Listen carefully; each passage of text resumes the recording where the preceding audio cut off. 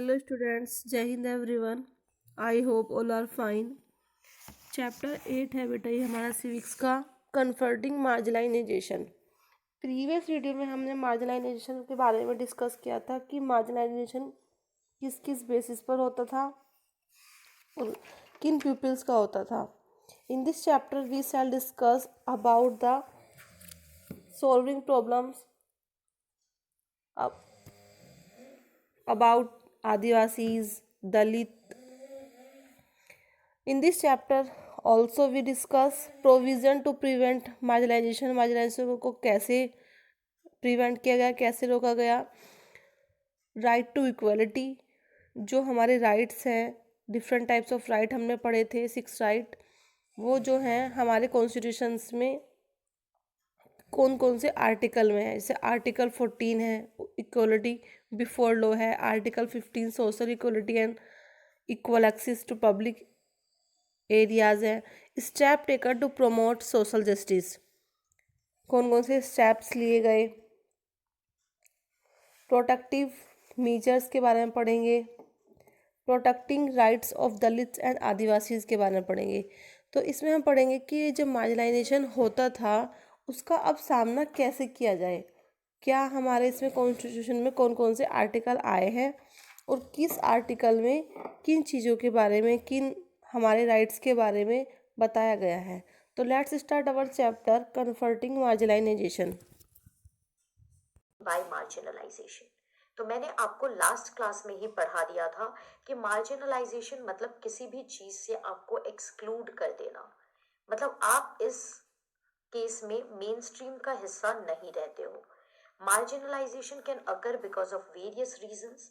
ये हिस्टोरिकल हो सकती हैं, ये आपके रिलीजन वाइज भी हो सकती हैं। It can happen because of your economic background.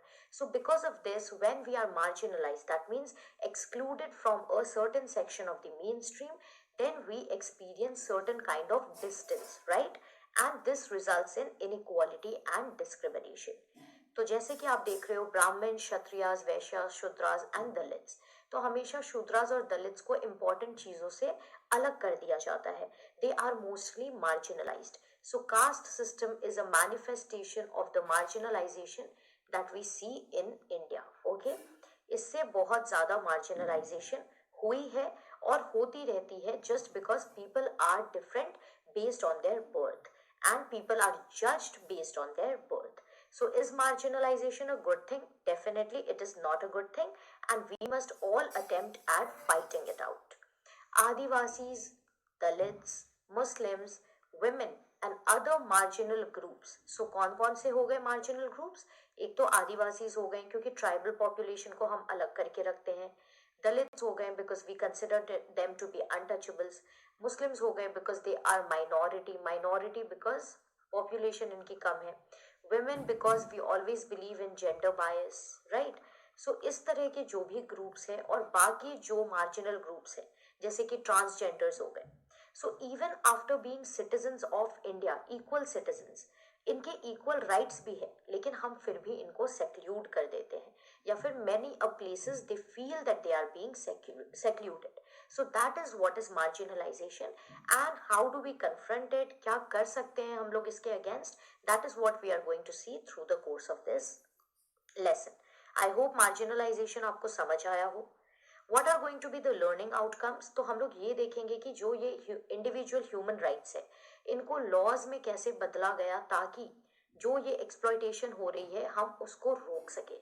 That means if this person is actually being secluded from the society, what are the laws that the government has brought about? या फिर judiciary इस matter में क्या कर सकती है, या फिर ये इंडिविजुअल के पास क्या राइट्स है, क्या वो कुछ इन्वोक कर सकते हैं कि भाई मेरी तो फंडामेंटल राइट्स है. India talks about equality, India talks about justice for all. So am I an equal citizen. So if I am facing something of this sort, तो मेरे लिए क्या कुछ लॉज हैं that protect me from this kind of exploitation. That we are going to learn in this lesson. We will also look at the government's efforts to formulate policies to promote the access of these groups to development. इसमें क्या कहा जा रहा है, laws तो बनाते ही बनाते हैं, इसके अलावा अदर बेनिफिट्स इनको एक्सटेंड की जाती है. क्यों की जाती है? अब हम लोग कहते हैं कि reservations नहीं होने चाहिए because general category को problems face करनी होती है. But let's face it, these people have been historically eliminated. Okay, historically, socially, ये लोग बहुत ज़्यादा torture बर्दाश्त किए हैं. Also, economically, they are not good. So, in that case, what happens is that it is the government's duty to promote access of these groups towards development. ये development कैसे करती है government, that we are going to have a look at in this chapter. Invoking fundamental rights. तो सबसे पहले rights क्या available है marginalised communities को? तो जिनको भी ऐसा फील हो रहा है कि हम मार्जिनलाइज किए जा रहे हैं, सो कॉन्स्टिट्यूशन जो कि भारतीय संविधान है वो कुछ प्रिंसिपल्स ले डाउन करती है जो हमारी सोसाइटी और पॉलिटिकल स्ट्रक्चर को डेमोक्रेटिक बनाता है. What you mean by democracy? That means people are supreme. Okay, so if there are any kind of issues like this that are being faced, the people can raise their voices. तो इस समय अगर कोई marginalized community है जिनको लग रहा है कि हमारे rights actually infringe किए जा रहे हैं by the rest of the society, then they can ask for their rights back. That means they are invoking their fundamental rights कि भाई हमारे fundamental rights restore करो because we are also equal citizens of this nation. Fundamental rights are an important part of the constitution and ये सबको all the Indians को equally available है. It is not necessary that you have to be a rich man. It is not nowhere said that you have to be a Christian. everyone who is a citizen of India enjoys equal fundamental rights. और जब भी ये fundamental rights क्या होती हैं, breach होती है, that means अगर हम लोग मार्जिनलाइज कर रहे हैं किसी को तो हम लोग इक्वालिटी के प्रिंसिपल को डिफीट कर रहे हैं. Right everyone? और इक्वालिटी को अगर आप डिफीट कर रहे हो इसका मतलब आप डेमोक्रेसी को इंटैक्ट नहीं रख रहे. सो इस केस में इन लोग के पास लीगल रेमेडी होती है.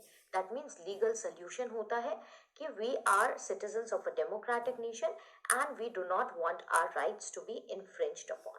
And that is when they bring back their fundamental rights कि we need it and we cannot be marginalized. Drawing on individual rights, ये marginalized groups किस तरीके से इन rights को वापस से restore करते हैं? एक तो वो लोग ये कहते हैं कि गवर्नमेंट ये समझे that they are also equal citizens. उनके पास भी वही fundamental rights है जो एक हिंदू को अवेलेबल है, जो एक नॉन मार्जिनलाइज्ड कम्युनिटी को अवेलेबल है. सो इसीलिए government should come forward and recognize the injustice done to them. For example, any Dalit leader, अगर इनके साथ कोई भी टॉर्चर हो रहा है या फिर प्रिजन में डाल दिए जा रहे हो on account of being a Dalit, ठीक है, इसका अगर एडवांटेज लिया गया हो तो ये लोग फंडामेंटल राइट्स को इन्वोक करते हैं, गवर्नमेंट को कहते हैं कि this is like an injustice that has been done because of the birth into a Dalit family. So इस तरीके से वो लोग अपने इंडिविजुअल राइट्स को वापस लाते हैं and they escape marginalisation. Second क्या चीज है, गवर्नमेंट लॉज बना तो देती है लेकिन लॉज बनाना और उन्हें इन्फोर्स करना दो अलग चीजें हैं. So they request the government that you also have to ensure that these laws are not only made but are also enforced. जैसा कि आप इस पिक में देख सकते हो, the state shall not deny to any person equality before law. That means equality before law is Article 14, that is a fundamental right. अब अगर आपको marginalize किया जा रहा है इसका मतलब आपकी fundamental right वापस ली जा रही है. So in that case, these people will look for solutions. Constitutional provisions क्या है हमारे लिए जिससे हम लोग मार्जिनलाइजेशन के प्रॉब्लम से बच सके? So one is article 17 of the constitution. Very very important. ये क्या कहता है आर्टिकल कि untouchability is an illegal activity. It is an offence. अगर आप अनटचेबिलिटी प्रैक्टिस कर रहे हो then you can be inviting punishment to yourselves. What this means is that no one can prevent Dalits from educating themselves. Next, from entering temples, from using public facilities. अब untouchability का मतलब क्या हो गया? देखिए, आप उनको स्कूल्स जाने से रोक नहीं सकते हो. They can go to schools and other places, universities. Okay, so this kind of activities are very very important. अगर आप अनटचेबिलिटी करते हो तो आप उनको अलूव कर देते हो, बट ये यहाँ पे अलाउड नहीं है क्योंकि आर्टिकल 17 इसे बैन करती है. सेकेंड चीज, आप इनको टेम्पल्स जाने से रोक नहीं सकते because this are common facilities. Okay, and you have no right to actually stop these people from using any kind of common facilities, from entering temples or any other places of worship etc. So इस तरीके से हम इन्हें marginalization से हमें बचाना है because it's an offense. But if we don't do it तो ये लोग क्या कर सकते हैं? They can look for judicial remedy.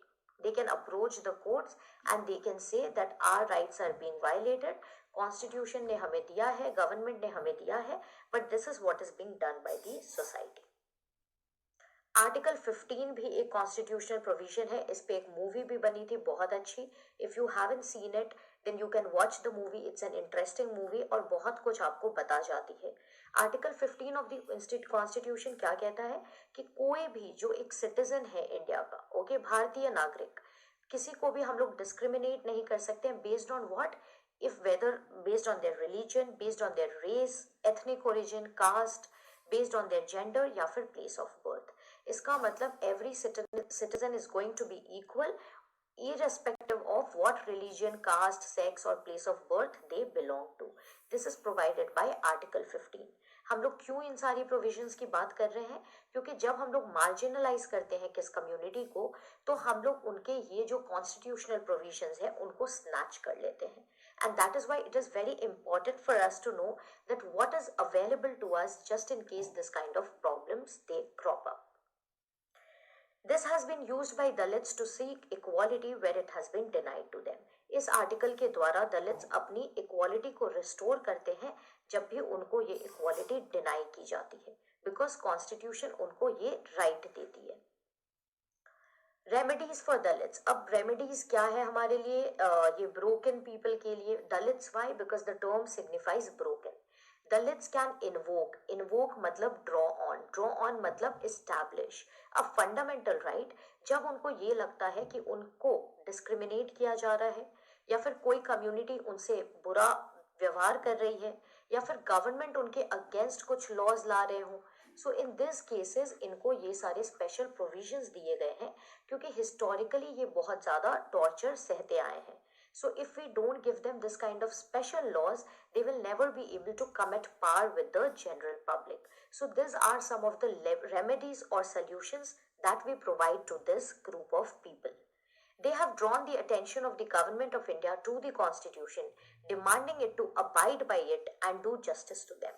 बहुत बार क्या होता है, इनकी राइट्स इग्नोर कर दी जाती है, बट जब ऐसा होता है तो ये लोग अपने इन राइट्स को यूज करते हैं, जैसे कि आर्टिकल 15 को इन्वोक करना, आर्टिकल 17 की हेल्प लेना, और फिर ये लोग गवर्नमेंट को कहते हैं कि भाई हमारे साथ जो हो रहा है ये सही नहीं हो रहा है, this is against the constitution and being a democracy you should follow the constitution. That means abide by the constitution. और इन लोग जस्टिस सीख करते हैं इस तरीके से. So have you guys understood what is marginalisation? किस तरीके से होता है, किन कम्युनिटीज के साथ होता है, किस वजह से होता है, एंड देन जब ये होता है तो what can this people do? It is a very very important and a sensitive concept that you guys should be well aware of. Coming to cultural and educational rights, government इनके लिए काफी सारे special provisions रखता है. Why do they keep it? Because अब इतना ज़्यादा inequality face किया है तो अब इनको अगर हम लोग कुछ स्पेशल फैसिलिटीज नहीं देंगे, they will not be able to climb the ladder. So in the case of cultural and educational rights, distinct जो ग्रुप्स है जैसे कि मुस्लिम्स हो गए, पारसी हो गए, उनको ये कहा गया है कि आप अपने कल्चर को रिस्टोर रखिए, आप उनके गार्जियन बने रहिए ताकि मेजॉरिटी उसको स्नैच नहीं कर पाए. ऑल्सो उनको कैसे इस कंटेंट को प्रिजर्व करके रखना है, they are the sole decision makers of that. ये क्यों दिया गया है? ताकि वो लोग का जो कल्चर है, क्योंकि they are small in number या फिर दे आर मार्जिनलाइज, तो वो कहीं ना कहीं गायब नहीं हो जाए या फिर खत्म ना हो जाए. That is why this kind of special provision is provided to them. Now you can see on your right there is an image. These are all the fundamental rights that citizens of India have. जैसे कि right to equality, right to freedom, right against exploitation, right to freedom of religion. Cultural and educational rights is for this kind of culture and educational growth of the marginalized section of population. And right to constitutional remedies, कि जब भी आपके fundamental rights कोई snatch कर रहा हो या फिर उसके साथ कोई भी प्रॉब्लम हो रही हो तो आप सोल्यूशन ढूंढ सकते हो. These are some of the fundamental rights that we enjoy in a democracy that is India.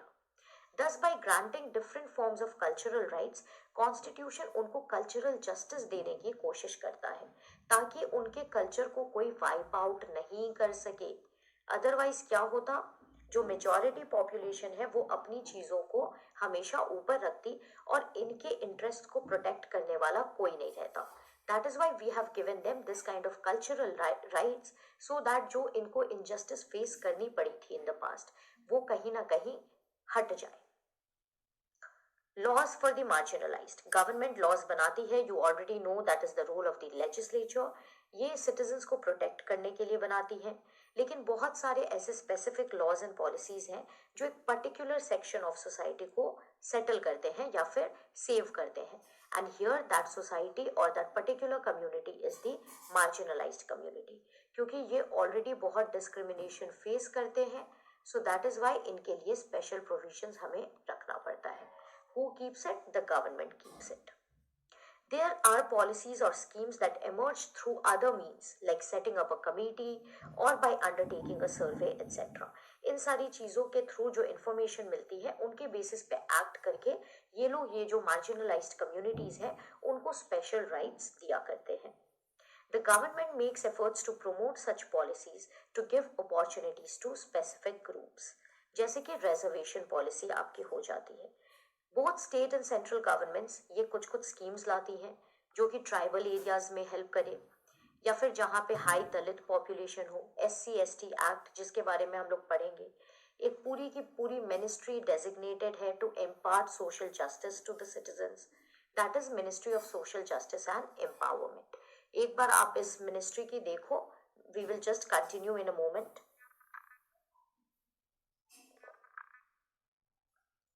या So one entire ministry is there to promote social justice amongst the people.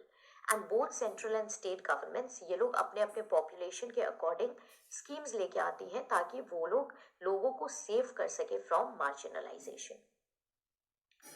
The government provides for free or subsidized hostels for students of Dalit and Adivasi communities ताकि इनकी educational facilities hamper नहीं हो. अब ये लोग poor रहते हैं, इनके पास basic amenities नहीं होती, so इनको कैसे पार में लाएंगे. That is why hostels provide किए जाते हैं ताकि ये लोग educated हो सके. They can educate themselves so that they are not left behind forever. So this is a kind of special scheme that is brought around for them. Government और भी लॉज लाती है ताकि ये जो इनइक्वालिटी है इसको हम लोग एंड कर सके. जैसे कि रिजर्वेशन सिस्टम प्रोवाइड करती है जहाँ पे इनको थोड़े से बेनिफिट्स मिलते हैं. फॉर एग्जांपल कोई एग्जाम है तो इनको इनका कट ऑफ कम रहता है. That means they have to score less. Why is this? Not because they are poor in studies, not because they are weak. It's just that कि इन लोग बहुत मुश्किल से वहां तक पहुंचे होंगे and because they have very less representation in the main stream, तो अगर इनमें से कोई कुछ बन जाता है they will be able to represent the other section of population which is like them, right. So इस तरीके से उनका इंटरेस्ट इंटैक्ट रहेगा and India's diversity will be maintained. How does the reservation policy work? अब ये जो आपका proof होता है कास्ट का, ट्राइब स्टेटस जो SCs/STs कहते हैं गवर्नमेंट लाइंस में, तो ये सर्टिफिकेट्स आपको दी जाती है which certify that yes you belong to this category. अगर आप उस लिस्ट में आते हो तो जहां पे भी रिजर्वेशन पॉलिसीज रहती है वहां पे यू कैन यूज दो certificates and you will get the designated benefits. इस तरीके से वो लोग आगे बढ़ पाते हैं और जनरल कैंडिडेट्स के के साथ compete कर पाते हैं. Secure above cut off marks, जो कि मैंने आपको बताया, that is one way of doing it. And then जब लॉज बनते हैं तो what are the kind of laws we have? The Scheduled Castes and the Scheduled Tribes Prevention of Atrocities Act 1989. This is a very very important act. ये क्यों बनाया गया था? ये इसलिए बनाया गया था क्योंकि ये जो दलित्स हैं इनको बहुत ज़्यादा ह्यूमिलिएशन, इनको बहुत ज़्यादा टॉर्चर, इनके साथ बहुत ज़्यादा इनजस्टिस, ये सारी चीज़ें हो रही थी और एवरीडे सेंस में हो रही थी. So as we talked about protection from this kind of stuffs, that is why this law was brought about कि अगर ऐसा कुछ होता है तो हम लोग जो स्केड्यूल्ड ट्राइब्स हैं और स्केड्यूल्ड कास्ट हैं इनके अगेंस्ट जो भी प्रॉब्लम्स की जा रही है उनको हम लोग नलीफाई करेंगे and we will try to give justice to them. इसमें बहुत सारे क्राइम्स इंक्लूडेड हैं। फाइनली इसमें मोड्स ऑफ ह्यूमिलिएशन भी इंक्लूडेड है। Secondly, it lists actions that dispossesses Dalits and Adivasis of their meager resources or which force them into performing slave labor. तो अगर इस टाइप की कोई भी दुर्घटना उनके साथ घट रही है या फिर कुछ भी बुरा किया जा रहा है, so the 1989 Act provides them with certain rights by which they will be able to do themselves some good. They have also pointed to the fact that this act merely confirms what has already been promised to tribal people in the constitution, कि land जो tribal people का है उनको हम लोग बेच नहीं सकते या फिर उनको कोई नॉन ट्राइबल पीपल खरीद नहीं सकते। So basically what they are trying to say कि कॉन्स्टिट्यूशन ने हमें ऑलरेडी राइट्स दी है, लेकिन ये राइट्स मेंटेन नहीं होती है तो सिर्फ एक्ट से क्या होगा। So these acts are just an extension of what has already been provided in the constitution. यहाँ पे आप देख सकते हो कि एससीज के अगेंस्ट क्राइम्स कितनी ज्यादा है, right? There is an increase always. So this is all because of we marginalising them. हम लोग उनको अपने जैसा नहीं देखते, सेम नहीं देखते, right? We keep them aloof, we ask them to stay in different localities. इस तरीके से ये सारी प्रॉब्लम्स कन्फ्रंट करते हैं। In cases where this has happened, constitution guarantees कि अगर ट्राइबल पीपल को कहीं से हटाया जा रहा है तो वी विल रिहैबिलिटेट देम या फिर हम उनको उनका लैंड वापस करेंगे। Why is this provided? ताकि एक सेफ गार्ड रहे for this Adivasi population. Adivasi demands in the 1989 act. Adivasi activist क्या कहते हैं कि ये एक्ट वैसा एक्ट है which defends their right to occupy land that was traditionally theirs. Activists have asked that those who have forcibly encroached upon tribal land should be punished under this law. तो हम लोग क्यों forest act 2006 की बात कर रहे हैं? क्योंकि फॉरेस्ट एक्ट 2006 में ट्राइबल्स को प्रोटेक्शन दिया गया है। But in reality what happens, this big businessman, this government for their own projects, ये लोग ट्राइबल्स को कुछ नहीं समझते क्योंकि इनके पास बार्गेनिंग पावर नहीं होती और इनको वहां से हटा दिया करते हैं। That is why for their protection this kind of things are in place कि कहीं भी कोई भी एडवांटेज नहीं ले इस सिचुएशन का। कॉन्स्टिट्यूशन गारंटी करती है right of tribal people to repossess their land. यहाँ पे बात हो रही है कि बाय चांस कोई मेजर प्रोजेक्ट आ गया जो कि करना है ट्राइबल एरिया में, तो अगर आप इनको हटा रहे हो तो you have to provide them with some livelihood opportunities ताकि ये लोग बेयर मिनिमम अपना कर सके, राइट टू लाइफ, और इनको रिहैबिलिटेशन फैसिलिटीज भी प्रोवाइड करना आपकी ड्यूटी है। Points out that one of the violators of constitutional rights guaranteed to tribal people are the governments. ये लोग खुद नॉन ट्राइबल इंक्रोचर्स को ट्राइबल लैंड्स में आने देते हैं। वो एक्टिविस्ट ने ये भी कहा है कि जब कोई फोर्सफुली एविक्ट हो रहा हो, फोर्सफुली एविक्ट मतलब जबरदस्ती बाहर निकाला जा रहा हो from a given area, for example this is your home, you are forcefully being evicted, that means being said to leave that area and go to some other area, तो उस case में आपको कंपनसेशन देना बहुत जरूरी है। और rehabilitation provide करना डिस्प्लेस्ड लोगों को, ये प्राइमरी रेस्पॉन्सिबिलिटी है ऑफ द अक्यूज्ड। यहाँ पे अक्यूज्ड कौन है? Anybody who has violated the constitutional right that is guaranteed to the tribal people. And with this we come to the conclusion. हमने देख लिया कि मार्जिनलाइजेशन क्या होता है, कौन से ग्रुप्स मार्जिनलाइज होते हैं, क्यों मार्जिनलाइज होते हैं, उसके लिए एक्ट्स रहते हैं, किस तरीके के एक्ट्स रहते हैं, उसके अलावा गवर्नमेंट किस तरीके की पॉलिसीज प्रोवाइड करती है इनके लिए। And last but not the least what we can say is that rights और लॉ तो हमेशा रहेंगे ऑन पेपर, बट पेपर पे है doesn't mean that we are following it in reality. So it is very high time that we embrace the diversity that is around us. Think of everyone as equal human beings. Only judge people based on their merit and not based on any other reason whatsoever.